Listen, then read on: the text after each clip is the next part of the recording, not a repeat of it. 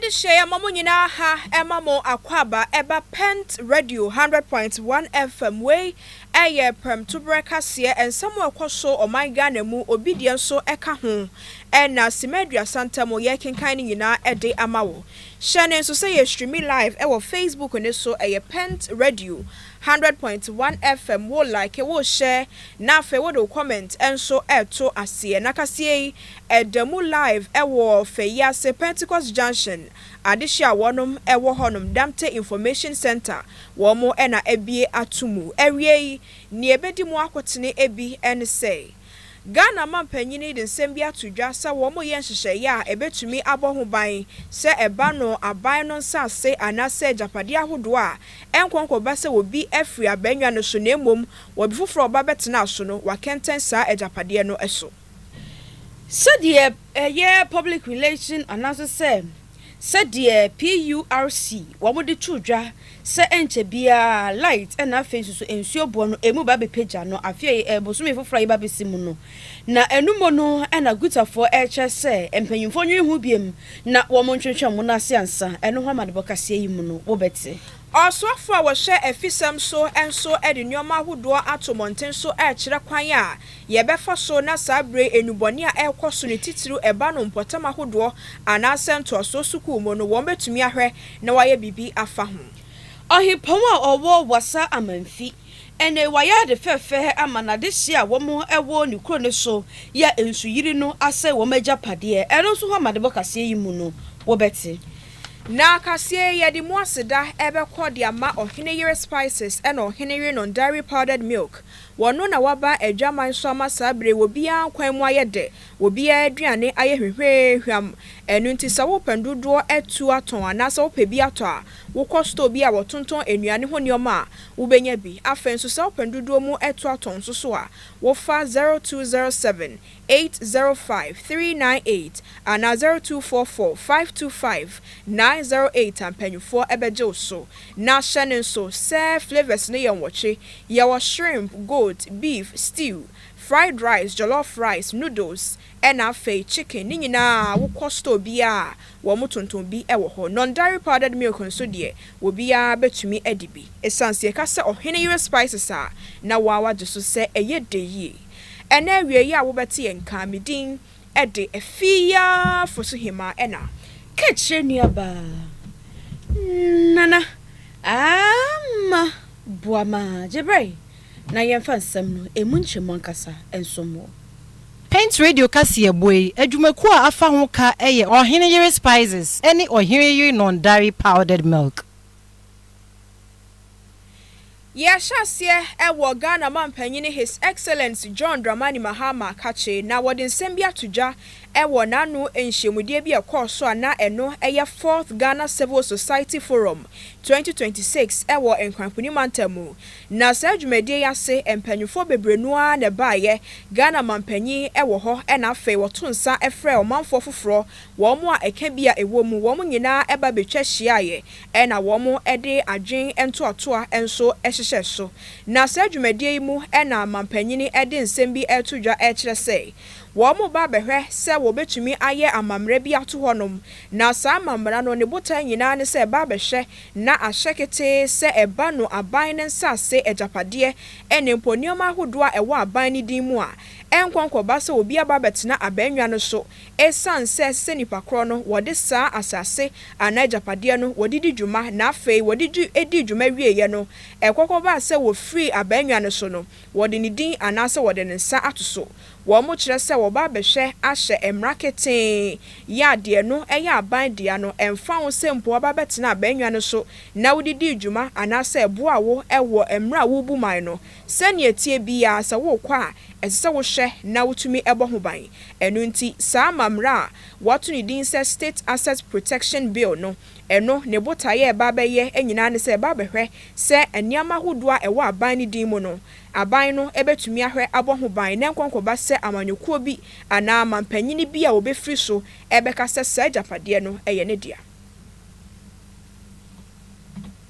Cabinet approved the new National Ethics Ethics and Anti-Corruption Action Plan 2026 to 2030 for onward transmission to Parliament. I'm also happy to announce to you that yesterday Cabinet took a decision directing the Attorney General to draft a bill for the protection of state assets. It's called the State Assets Protection Bill. It shows the guidelines under which any state asset can be disposed, including lands, buildings, state assets, factories, industries, so that no government just capriciously disposes of state assets. Ghana man penyini His Excellency John Dramani Mahama and I would say Wakasano. Yagusoya Jinamu and woman penny akache. Na ene wadi aso abofom Sinjo Oil Refinery near Etosumi no miche phase 2 no. Wadi aso abofom ya sabre wamababeshe na wamesiesie amanam so ama Ghana yensunso no ye oil refinery no so etimi edimu ewo mayimu na enumo no enomampanyi ejina simpiani apaso na wadi nsam etudwa eno oche se Ghana National Petroleum Corporation meche GNPC wamo operation arms no wamo dwumadia ene wamo babeye ene se eye oil announce say petroleum ahodro mu ba betu ni nyina no se de kane ne anim se ensuo mu na wo mu etu no no de ye friend offshore yi bi no eno na na ye nim na enso se sie yi de e ba asase so na che se onshore no eno bi na se sie no ye ba ba be ye eno ehu dwumadie no eno mo de ho aso no abofom no na eno mu no eno mampanyi che se se de Ghana ayeye se empempi no ye bibi ekwama no ne a che se ye masoa na tipa ye de ko se de ade ni sitie bia na ye de ko ne saa na emom no se sie no Ghana ye ba behwe na ye nema hodo bebre na ya dinkan aye hu bibi wo mayimu ansampo na afri wo mayimu akwamai foforo so enema obobo so no ebiti se crude oil, gold, bauxite, lithium and afensusu koko ene ne ekeka hu bebre ya enam so ema sika bebre eba wo mayimu no wo kyese ni nyina no wo maye beda ne no akobibi foforo ansa na se befri wo mayimu akobi ma so me akoton kra na ye de akọ no mampanyi editu dwa se sade we no a eba no eba beboa amanyuma hodo aba wo mayimu ene nkofo mbabe nyuma aye de wo mdo so pa na afensusu no eba beboa ama ye energy value chain no eno sunsu no etimi etintim na etimi edimu na wo mampanyi ni nsama wo kan ye chibi gwa homa so emu bi enie. I'm also happy to report that Exploco, which is the operating arm of GNPC, is poised to begin onshore drilling in the Voltairean Basin before the end of this year. And when I say onshore, it means on land. Offshore, so far all our discoveries have been offshore in the sea. We've discovered a lot of potential onshore, and so GNPC is going to, through Exploco, start drilling wells to explore that oil before the end of this year. The research is about repositioning Ghana from a nation that primarily exports raw materials to one that processes, manufactures, refines, and creates value within its own borders. It is about ensuring that a greater share of the wealth generated from our natural resources remain in Ghana to create jobs, support businesses, build industries, and improve livelihoods. Whether it is crude oil, it is gold, bauxite, lithium, cocoa, or any agricultural produce, the future belongs to nations that move beyond the export of raw materials and embrace value addition. Anya yati Ghana nyina ye mampanyi His Excellency John Dramani Mahama. Oswafo a wo hye efisem so eye opanyini Muhammad Mubarak Muntaka na sabre de wode nsem bia kwakotumu ewo emrehebedwam ni nyina ne se enkrata eno eba behwe na fe mpanyufo ba bebobo ho na so wagetumu a watumi ama ho kwan se sabre eba no man Ghana mu ye mpotamu ahodo suku mu ene mpo biaye bia Ghanafo ekoho no meyeye no ye ba behwe ahyemra na samra no ni nyina efa kwan a womanfo efa so edi enubone edi dwuma se womo a womo nom empo womo soso a ekwakoton no safo ni nyina ehumra anase ehu lete ena panyi edi akwakoto emrehebedwam na wono na fa no ena wo kire mu se sa hyehyeye a ewo nkrata animu no eba beboa amasa enubone sabre se ne yekoso pa ne titiru eba no emabunu entamu a esho betumi ehwan kakra abafom na ni nyina ne se wo hwe ni mu sempanyufo betwa sikabotini bi edi ato ho edi ama Narcotics Control Commission ye twa ne tia se nakok na sesika wo mo de ma wo mo no juma wodi sika no ebedi ene se eba no se wo mo ye nhwehwemu atumi ehu se aha sei ase nuboni bi ekoso na mpo aha anase ne ye bi sei dedia kire se sei na nipakro no wo pa kire saa anamonto ni nyina sika ena wo mo de betu afimpo eba no hwehwemu ahodo asika ena wo mo de betu saa na mo no enu nti wo hu ne se hu behia se ye de saa sika botene no beto ho de ama sampanyufo no wo sansem kro no a emu wasanso de biom etu mu kire se hu behia se eba no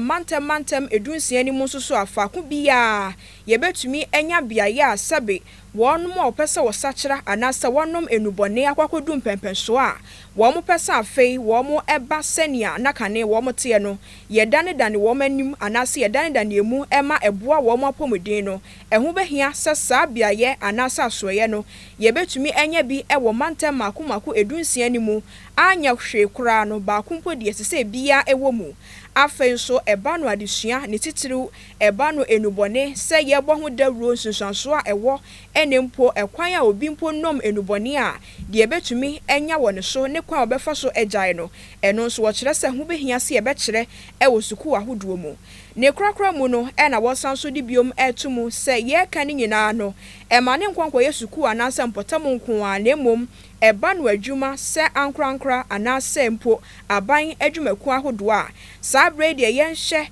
na eba ne se obi a etwrokrata tententen aba ba kire se adwuma sei manige ho a yemfa kan requirement ne ho se wonipa kro no ye be ye omu hwehwemu ehu se aso enuboni a ye kan se bia paracetamol tramadol na afei ne ekika ho no wonom a matesa aburo so anasa amanfo bonsam tawei enu bi na nso wari ana ansa ne yatumi ehu se adwuma no ye de mawo anasa ye mfa ma wo kire se no beboa na sa enuboni na afei ohawa hodo ni nsunsanso a ede ba anasa egusua ede ba ewo mayimo no eto betumi etwa kakra. Effective drug control is not solely a law enforcement matter. It demands a whole of government and a whole of society approach that integrates enforcement with prevention, treatment, and rehabilitation. I call on this House to support government in considering the following priorities. Oversight very effectively the budgetary allocation to NACOP to close critical capacity gaps in intelligence, interception, and forensic analysis. Strengthen the regulatory framework for precursors, chemicals, and pharmaceutical supply chain to curb the diversion of substances like tramadol. Establish National Rehabilitation Center, particularly one in every region, to meet the needs of Ghanaians suffering from substance use disorders. Expand drug education and demand reduction programs in schools, communities, and workplaces, targeting youth who remain most vulnerable. Introduce an executive order that makes mandatory drug tests as a pre-employment requisite for entry into the public service and the private sector to safeguard institutional integrity, promote workplace safety, and deter drug use among the youth and working population. Oswafo a wɔhye efisem so wononyamfo Mohammed Mubarak Muntaka na ebusuafo se ye konsem fufuro mu a enche ye bia na Public Utility Regulatory Commission ye etwa ne tia efre wo mo PRUC na sa dwumakoi de babetu dwa se bosomi a ye babesi mu no ye nya si mu a na chese electricity ne bo no ehwiri sanso na ensuo bo no enso ehwiri na wo mo de tudwa se enyinama hoden no ebehwiri akọ wo hamu nchemu no miensa ani akiripo enan ene nkono na chese 3.49% ena chese enyinama hoden bo no ehwiri akọ sanso na ensuo bo no nso no ehwiri akọ 0.85% na enumu no ene babeto odwa empanyifo pina edoma no otumu bi ya wo mo ka eho ensem na enedie Ghana Union of Traders Association gutafwe wo mo nso edoma no otumu na wo mo nsem a wo mo ka enyina ene se sadie sesie pa ye kasempempren eniema bo no akọ soro na nka wo mokro mo hwese nkomba tutu niemam na nso no omunyanyan embre enyanto eniema nim no na wo mo hwese de ahokyere ekoso ewo mayimu na nti no wo mo hwentwa mo na ase omunyanto to niema nim na se enyina mahode bo no na afi ensuo nso bo no ekwa hwiri saa na de ahwe ya na chese edi wo ha kese na aba wo mayimu enti omo de adesrede to public regulatory commission yimu se wo mo hwe na wo mo entwentwa wo mo na sakakra wo mo nkonkodwe hu biem na wo mo hu enema papa wo betimi aye chense wo betoto saa enkania ene efe ensuo no ne bo no emu no na sesie de omayi emu ayedin ama sesie utwa ho kura entwa enti saa bo we no foforo we no eba beka ho de a na chese wo mayi yekoya na se ye baaye ne nsem no bi enie PURC should halt its intended increment of the utility services effective 1st July 2026. We think the increment is not tenable based on the reasons that has been by PURC. Reasons that have been given have to do with exchange rate fluctuations. It is true that the cedi has depreciated average of 4.18% between the period of April and May, but we think this depreciation is insignificant and therefore does not warrant any increment as far as utility tariffs are concerned. Ghana Union of Traders Association Penyimpa wada wonwano Ora Clement Boatin ne ena yekotie Yefri honom na afi yato so wonsam foforo mu we ye oswafo a wo hwe anyinamo ahode ho sansam eso Ora John Abu Jinapo na sabre wakasa akire se emprempren se Ghana hwehwe yahodo a wo ma ye eba no fango ho sansam a sisi ano akwakoba se Jubilee crude oil eno so wo mo emfa nko obi man so biom se ne kane nanka eba no crude oil ho sansam a ye de ko obi man so na ekokodani mu no wo kire se sabre de nya ne ntiase ade atomu se eman mu heya ene ye dane ani na fei ne epese ye de ye ene mfaso epese enya wo so no yankasa yebeye na wode nsem bia atomu kire se we beboa amasika atenemu wo mayimu na yesanso de enokra to nchen a ebeboa madwuma a omanfo bebrenu a epe no ebekwa animpa wo kire se emprempren eba no se fango ho sansamo se wo mo dane mu no a na kire se enefo abaako barrels a wo mutumi eye kane anase emprempren na ye 40,000 nanso se wo matretre mu no wo mo hwe animu se enefo abaako bia no wo betumi aye be se 100,000 na to se we betumi de mfasodie bebrenu a aboma yimu na fe se dane da nyina ye hwe animu se obi mom ene eba beboa eba no fango ho sansam a enkakra sa fe ye behu ni akwakodu fa ko anase bia ya ye pese ye pem eko. This second phase is even more important because in line with His Excellency's vision of resetting Ghana and adding value to our own products and resources, we are going to take the central refinery from a refinery capacity of 40,000 barrels per day to 100,000 barrels per day upon completion. So we are anchoring energy security. Oswafo a wo hwe anyinamo ahode ho ensensamo eye Owura John Abu Jinapo eno kasa yi.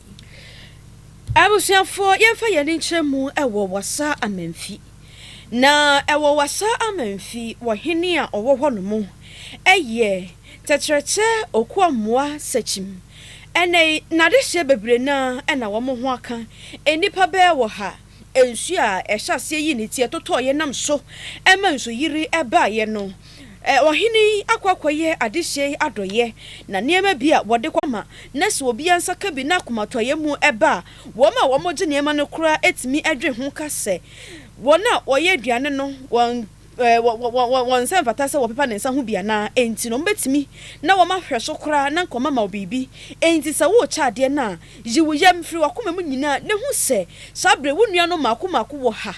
ena omo ho ekire wo mo tese wo mo ensuo ne de omo niema bebre ekro ebi mo kura nya baabi enna enti sabre no wo kwakwacha niema na enya fe na baba ehwehwemu ye hwa ni mu ni abo asotro bia ewo ho chene frenchem ene pepepe yeso na ne nsem bia wode tudwa no ebinie mo ya yoro hosam twenzie na ogina ha wani tie na se ya de niam bi se brawa na se wo so wo na wudie di meta wo che e bia nzio kura nyimfra wo dan e bi sa wo te se me a fa niam ba gu ho na wo mo nche wo mo a wo chama wo mo no wo ma na beta so wo ma bra mo du nyi bag bi na wo so ba gosie ku se bia no ho ya ma aduhama on the panels aho e di bia ya tachira mo a mo hwe niam no so ne se ma mo fa nya ba kuma sem ba mo nda da nkwanta na ba bia bible se yenti o ma nzio to ne se o ma fa sase e ma no ba mo na ni penya bili yenti a ma ya sa do ye enye bo a mo titini so a nzio nze a mo dan eye wo mo a o ma nya asoyira nkemu ehia ana tetrete okura mo a amanfu ankuankura bia individual obi odi bi ba bia pese enye ma no ko wo mo ho dale na mo so a mo je no e be se mu bebre bible ka che se amonyo ngu asu azu adru ba bi Moses atitinti Moses can say eye for eye year for year mo anso no muzumu adwuma na admofo assemblyman fo o mo ye ade aboa mo no muzumu Eni ayati nkwanta kese ehine nana ntori bonchi wojina mu ekasa ye emma ohin pon a owo wasa amemfi tachache okwamoa sechim eno wojina mu ekasa mamo ye jina nsem we so ne ahome kase no so ye ba ye de ubewura mu ewo agukansie mu nsem Dofo a minni ho gro na say die oduane ne da no ayesronko anyo mira ohere spices abefi aduane de ayesronko ohere chicken seasoning so tutu uchi ana wo ye akokọ nam ho bibia fakakra sum froye no ohere stew seasoning ba mama jeta jollof no ohere jollof seasoning ma musham no odew fried rice no kra die ohere fried rice seasoning and mama fried Friday aponchin kakram me do any go seasoning na ye asam na se ni ra ohere seasoning powder ya woni beef shrimp noodles any de keke anu so ye de aduane me hwam me den ubedie de bio enti obapa ohere spices abama yen aduane no aye de efise ni die nenso aye de ohere spices dey e we go do at phone for 020 780-5398 and 0244-525908 FDA Aji Edwedian Kratoi Atum. Abusia ya da se woni atina na fe ya da ne yehusima aba ye to so ewa agukansie mu nsem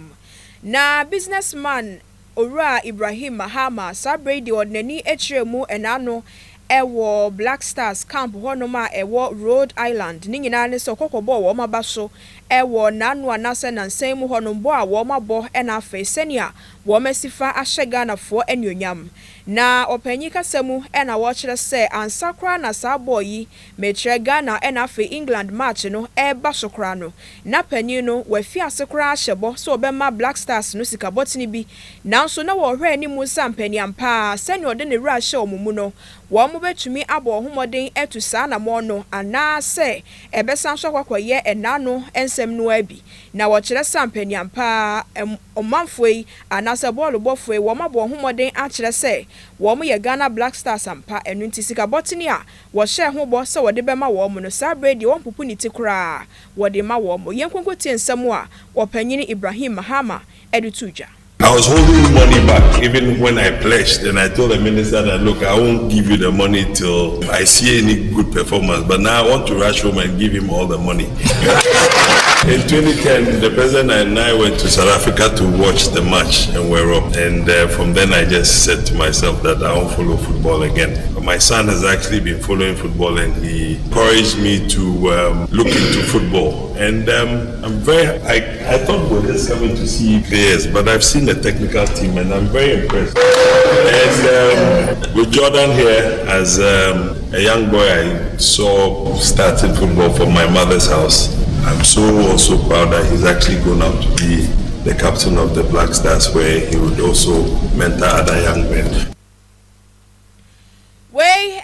Businessman Ibrahim Mahama wono na wotesa wakasa no ebusua kase nasi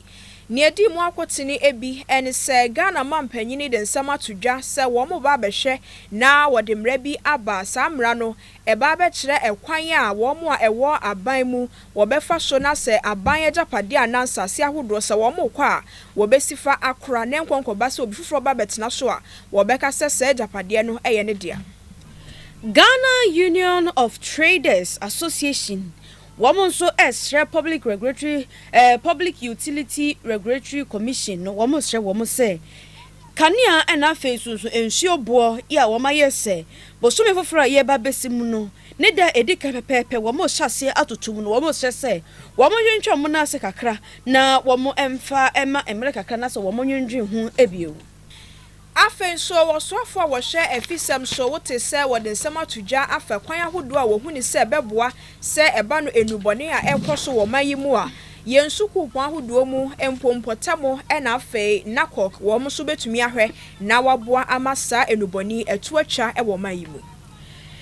Yekwo wasa amemfi na wo hini a wo ho no mo eye tetrete okuamoa sechim wode adefefe akwakoma adehye bia womo ewo nikro ni so enipa mako oha ya sabre enzuyiri ase womo agapade no wono so oha kwayomo adefefe ewo hono. Yede na sebe kwa mo Henry spices eno Henry non dairy powdered milk wono na wie waso yasene ema wote kasie ewo mframemu waseme nkanche wo se wo ye aduane na opese aduane ne ye de na afia sanso nya hwapade a ene yakwana kope wo mo spices ni bi enu nti na spices no wo machiche mu enwoche nti aduane bi a wo ye bia emfa ho se de etie wo pe spices papa nko ade a wo benya flavors ni bi ye wo chicken noodles jollof rice fried rice shrimp goat stew and afe beef na ye the spices ne to hono mu a wo mo sanso ewo Henry non dairy powdered milk eno nso se ya no pa aduane awia na se anwumre de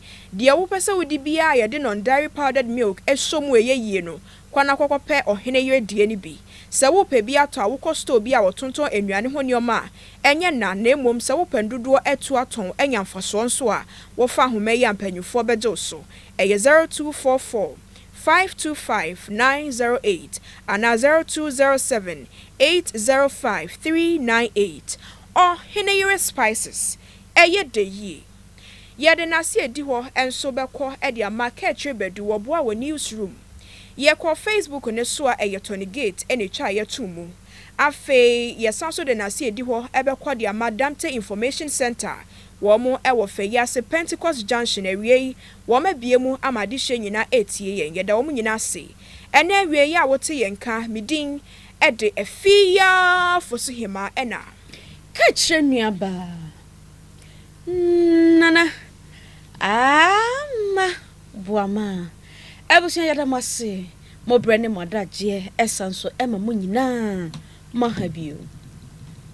Paint Radio Kasie Boy adwumaku a afa